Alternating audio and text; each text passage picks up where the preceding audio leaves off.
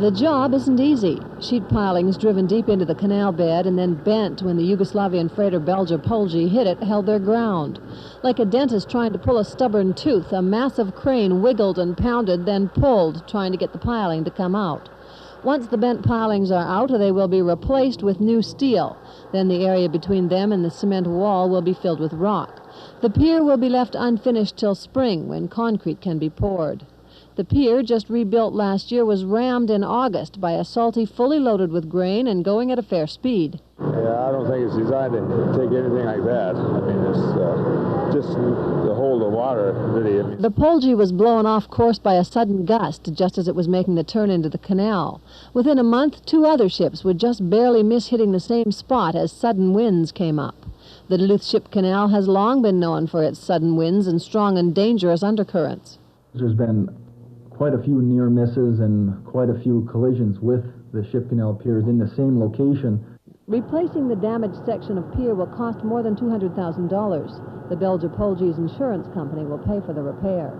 It's important that the pier is fixed now, because during the winter, ice and wave action would worsen the damaged area, possibly undermining this entire section of pier.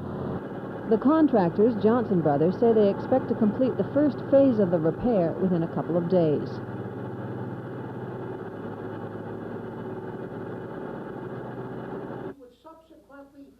Before supervisors got to the task of voting on Parkland, they heard from a packed audience. Now, you can save taxes when you close the place down, but where are you going to get the taxes of the 100 plus 200 people that pay taxes? But soon after the hearing, the board voted to transfer the facility to the private sector. 2 conflicting proposals were considered, one placing control in private hands, the other starting construction of a new county-run facility. Board Chair Doug Finn introduced both resolutions, saying the board needed to decide on something, but made it clear he would support privatization. You know, from Catholic Charities expressed some interest that they would like to look at this, and I understand they're still interested. One board member said he wished Douglas County could be as organized as Catholic Charities. That are planning 10, 15 years ahead of time. I only wish we had people on this board that had the same foresight as the Catholic Charities. A committee will now study how the county should go about turning Parkland over. Many people said the issue isn't dead yet and left asking what assurances a private company could give about caring for patients 10 years down the road. If they decide they do not want to care for these patients, are they going to turn the patients back to us with the beds? With the beds? No, they'll turn the patients back, but we won't get the beds. And Parkland employees left wondering what they'll do about a job. In Superior, Andrew Wittenberg, TV6 News.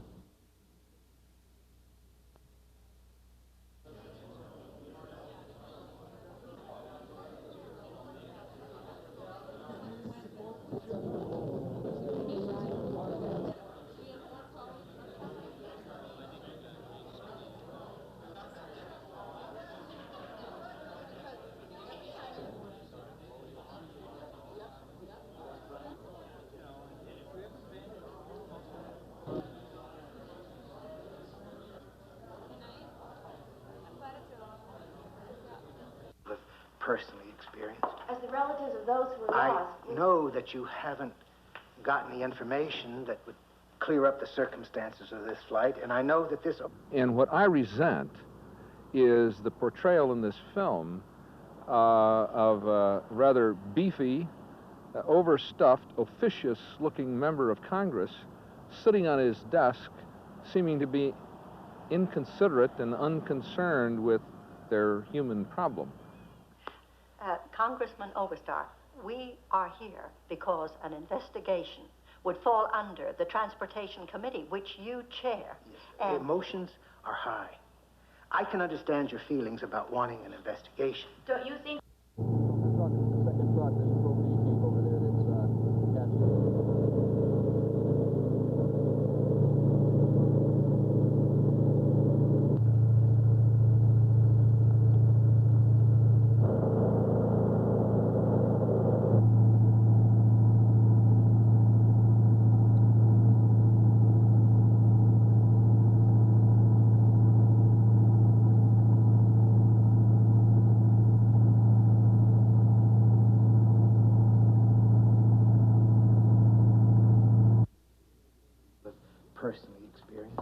This is a scene portrayed in the movie Congressman Jim Oberstar is upset about. It's between family members of passengers killed on Flight 007 and Congressman Oberstar in his office on Capitol Hill.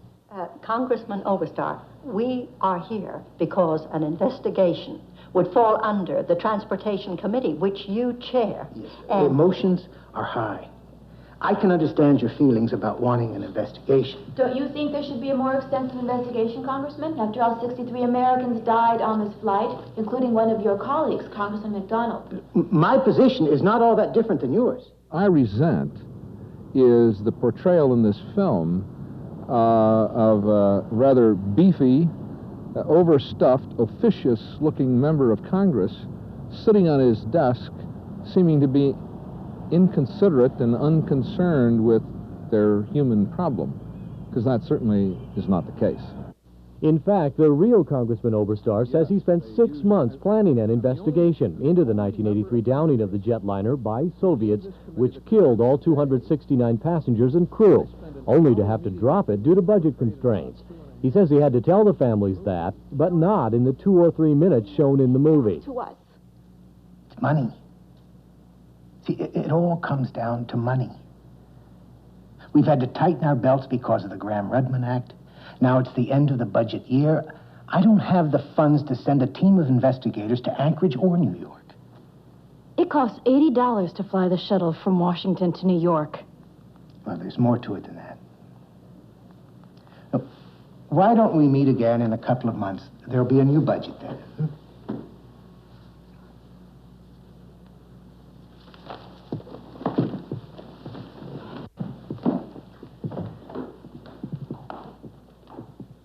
I'm the only member of Congress who gave this committee the time of day.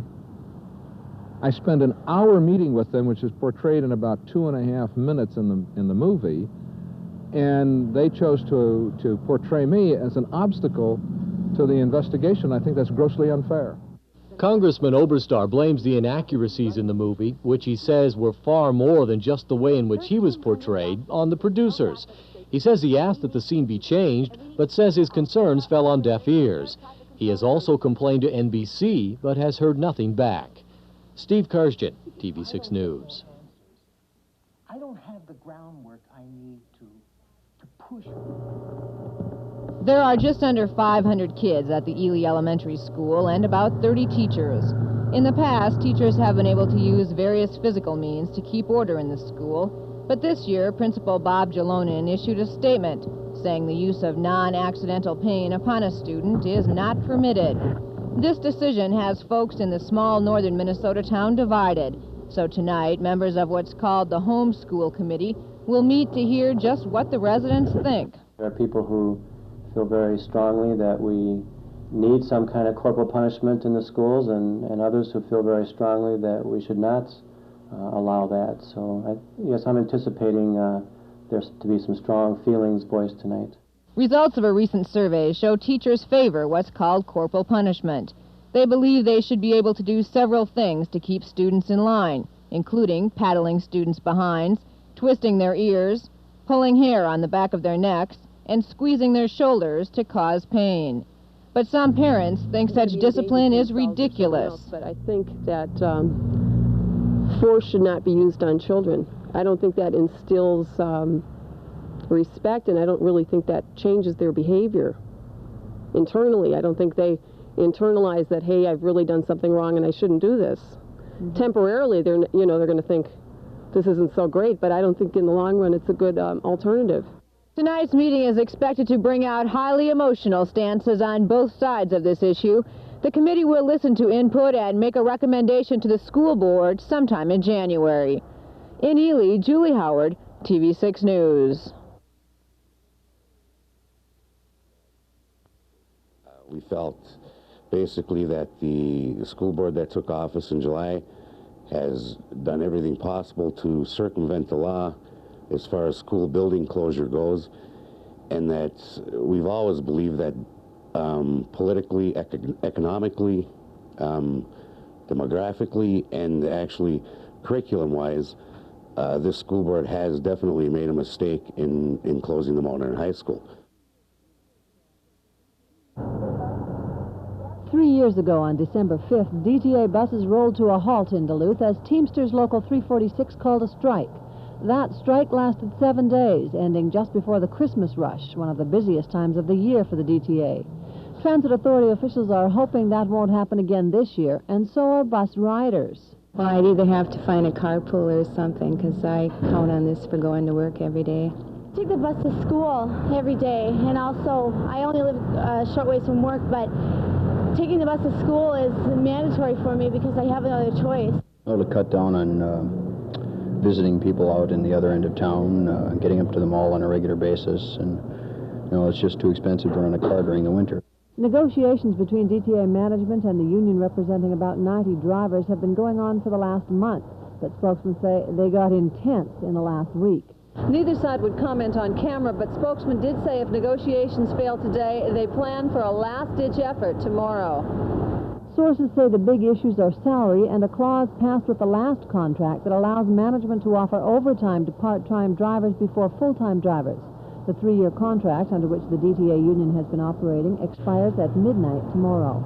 Barbara Ryle, TV6 News.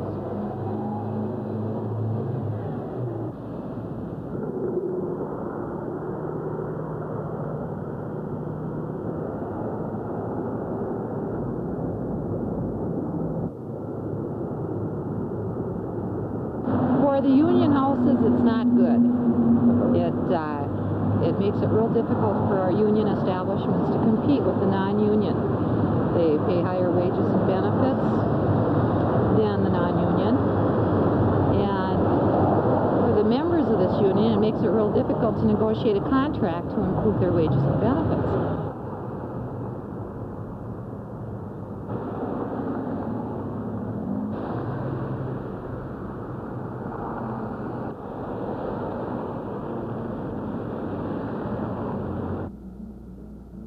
Earlier this year, the Duluth City Council shot down a plan to turn the ready-mix concrete site into a shopping plaza.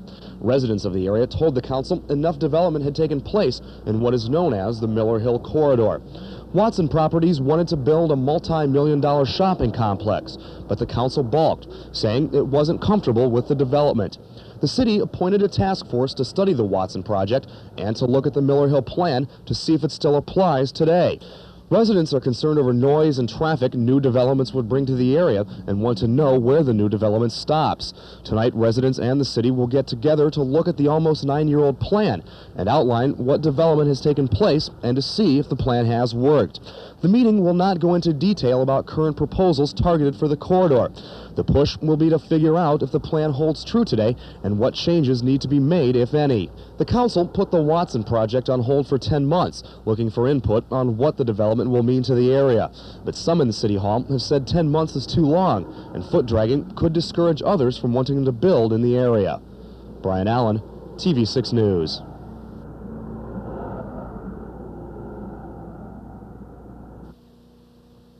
It looks so safe, serene, and inviting, yet the Department of Natural Resources is warning outdoor lovers to stay off newly frozen bodies of water.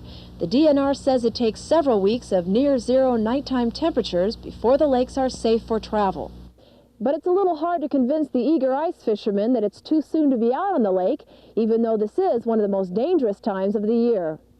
Ice fishing is something winter sportsmen can hardly wait to begin. Some venture out onto lakes with only an inch or two of thickness, but the DNR recommends having 4 inches before ice fishing on foot. Well, the ice conditions aren't really great. There's about 4 to 5 inches of ice, and there's probably a foot of slush on top of it. All I could say would be stay on the packed trails and be careful, watch where you're going. The fishermen would agree. They've had pretty good luck casting on Fish Lake so far. Well, today I got my limit on walleyes, and got about a 5-pound northern and a few crappies. But I'm going to go back out tonight. The better fishing seems to be at nighttime, about 4 o'clock on. And out again he went. Paul says the good fishing is when the water first freezes. But as long as the cold temperatures continue and we don't get any more snow, there will be a few more walleyes and northerns for the ice fishermen to catch. At Fish Lake, I'm Patty Craig, TV6 News. The plan was devised in 1980 to deal with the development of the area and specifically to control projects to keep the area from growing too large. An important part of the plan was the rezoning of the corridor. Before the plan, anyone could apply for a building permit, and that was all. Now, there are stricter guidelines. We created a C5 for areas that were sensitive in terms of environment and traffic, and quite a bit of land was zoned to the C5. In fact, all the commercial land in the Miller Quarter area was zoned to C5. The 1980 guidelines set aside 310 acres to be used for development. When the plan was implemented, 186 acres were being used. Since then, just over half of the remaining land has been developed.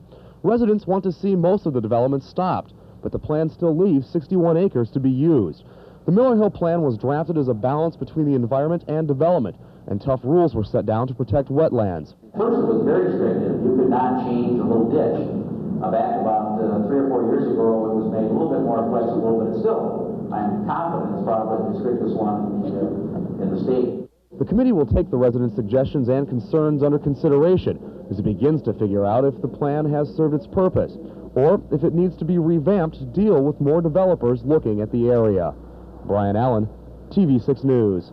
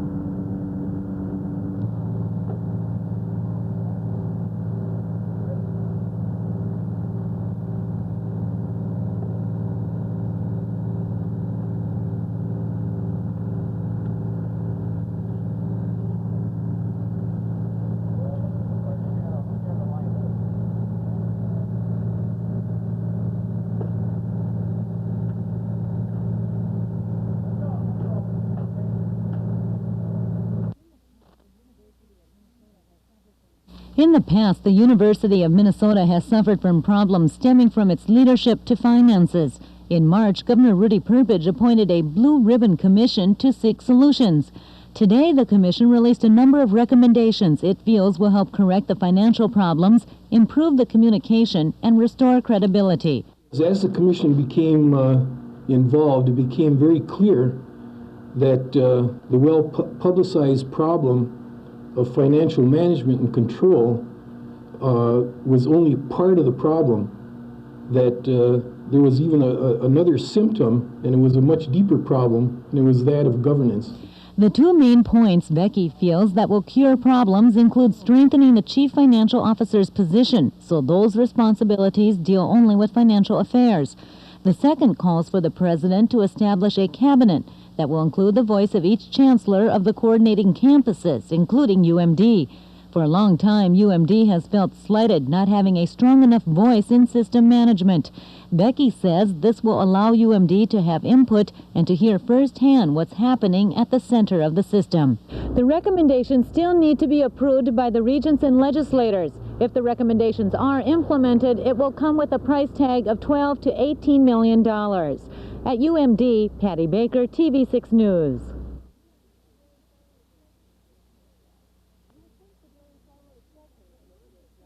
You would think the dairy farmer is suffering from this year's drought, but in Wisconsin, production is up by 2% over last year, and in Minnesota, productivity has stayed the same. So why the increased prices at area supermarkets? Local stores report 2 increases within the past 3 months, totaling about 10 cents more per gallon. Prices have increased dramatically this summer, and we can say that it's because of drought. And when I relate to the drought, I'd say because of the larger buyers being fear of less production, and they wanted a good supply for the Christmas holidays. The result is a decreased supply and an increased demand, so farmers are being paid more for their milk, and in turn the consumer has to pay more to drink it. Consumers don't see the price changes until 2 months after the initial increase, so there may be more to come. Wholesalers like American Milk Products are predicting the real effects of the drought to hit later down the road. Now, some people say that it may not, that the drought could take a bigger toll in March and April than it has this fall. So that we'll have to wait and see. In Duluth, Patty Craig, TV6 News.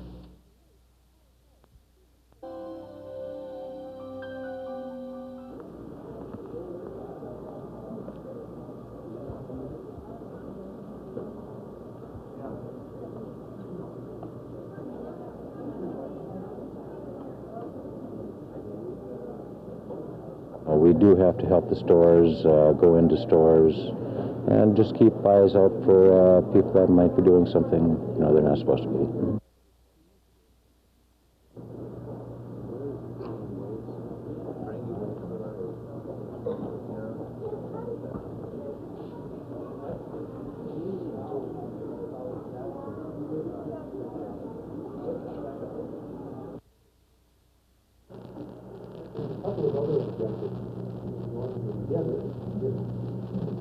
Ranked very highly last year. Number one is question two. Is the need to promote tourism, to increase tourism funding to attract tourists from this area. We responded by increasing from $1 million to $5 million the amount of money used for tourism promotion. Had a record year this past year. We see such a good return in the dollar expended. For every $1 expended, $1.96 comes back to state coffers. We can expect to emphasize tourism in Wisconsin.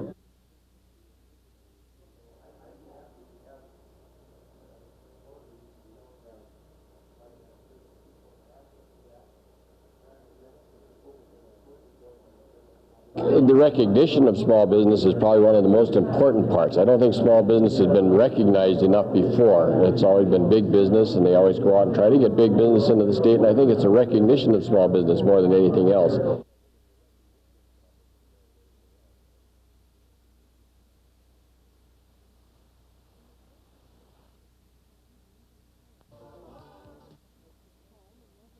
The majestic moose makes its home in Northland forests, as does an abundance of white-tailed deer, black bear, wolf, and a host of other animals, large and small. Our forests are also home to a wide variety of non-timber plant life. Dozens of studies have shown there's enough timber to handle the growing demand if it's properly managed, but very little has been said about the impact that increased logging could have on other forest species. Timber's big business, but what we're trying to do in this conference is to emphasize some of the other values that the forest has and to encourage techniques that will result in a reforested habitat rather than just managing for how to produce the most timber in the shortest amount of time. Spokesmen say the conference in Duluth this week is the first comprehensive look at interests in our forests other than timber since the boom began. They say while logging is big business and economically beneficial, preserving other species in our forests is just as important. The wildlife benefits of a forest, the way the wildlife benefits from managing forests, the soils, the water, the air that give life to the forest, and the recreation potential for the people that use the forest. All of those can be benefited by managing the forest as well as the timber industry. Speakers at today's conference expressed optimism that both timber and non-timber interests can work together for the mutual benefit of both. In Duluth, Barbara Riles, TV6 News.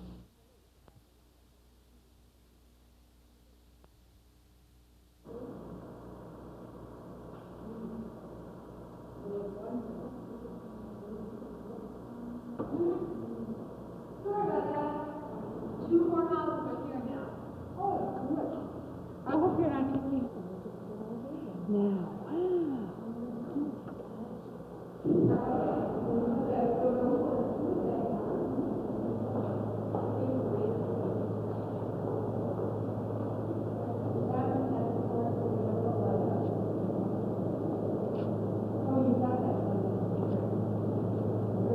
that's Members of the Home School Committee listened intently as residents argued over whether teachers should be allowed to physically punish elementary students. Such methods could include paddling, twisting ears, and squeezing shoulders. Dozens of people took the opportunity to give their opinions. I expect the teacher to do whatever they need to do to control a kid, my kid.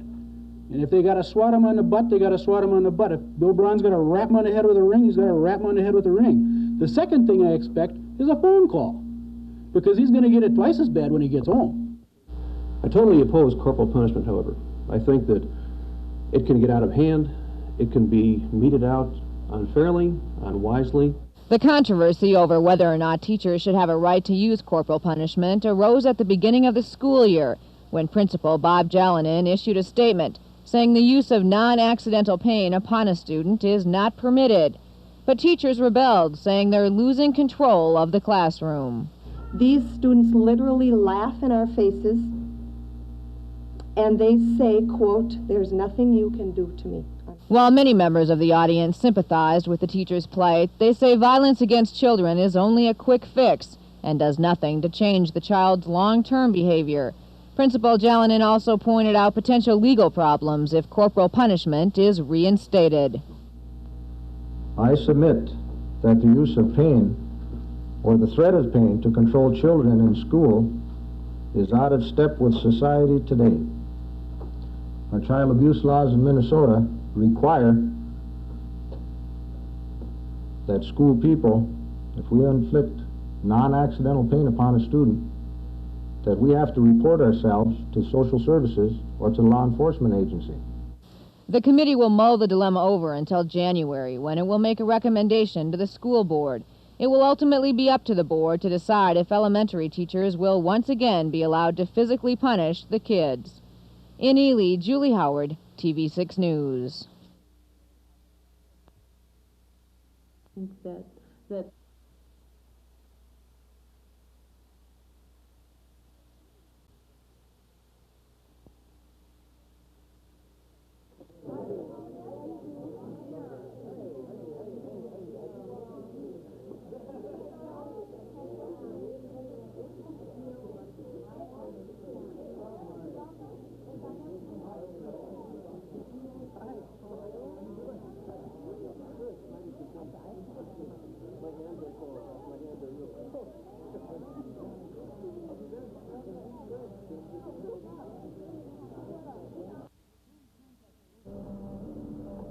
Tense contract negotiations continue between the Duluth Transit Authority and the Bus Drivers Union, Local 346.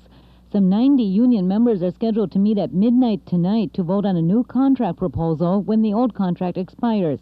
Today, buses ran as usual, but riders are concerned over the possibility of a strike. Oh, yes, it would, because I go to school, and I need it to go to school with.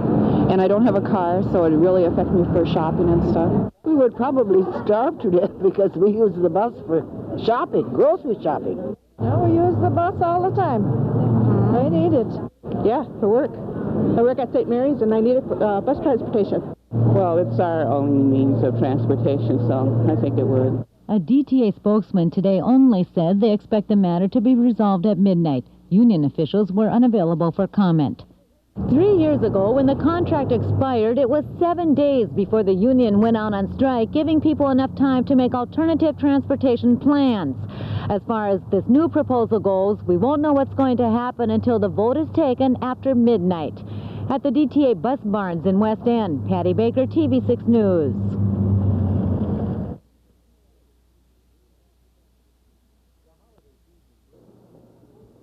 The holiday season brings out the best in people, and sometimes the worst. This is the season stores nationwide lose millions of dollars to shoplifters. One major Duluth store last year lost $246,000 in merchandise to shoplifters. We went to Mariner Mall in Superior today to find out how management there fights the problem. Individual stores have their own security staff in plain clothes. They'll be watching from morning to dusk in their store. There's cameras, motion sensors. We have electronic systems throughout the mall, so we are protected around the clock 24 hours a day. Listening to Wilson, you'd believe Mariner Mall stores would be well covered.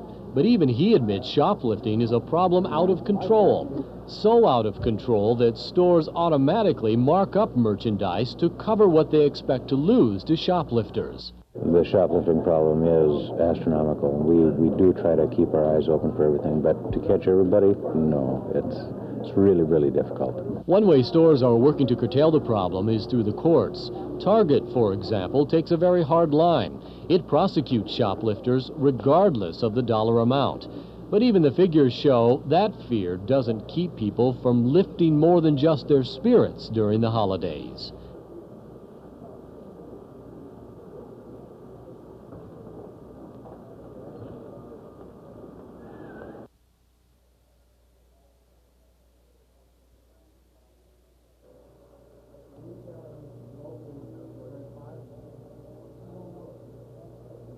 We have like 45, 50 retail stores around the country, different cities that sell the furniture. We also sell it contract, which would be an office market through institutional buyers who would approach us directly. But we put a lot of this product, this table, while we put it in hospitals, goes quite well in dining rooms or kitchens.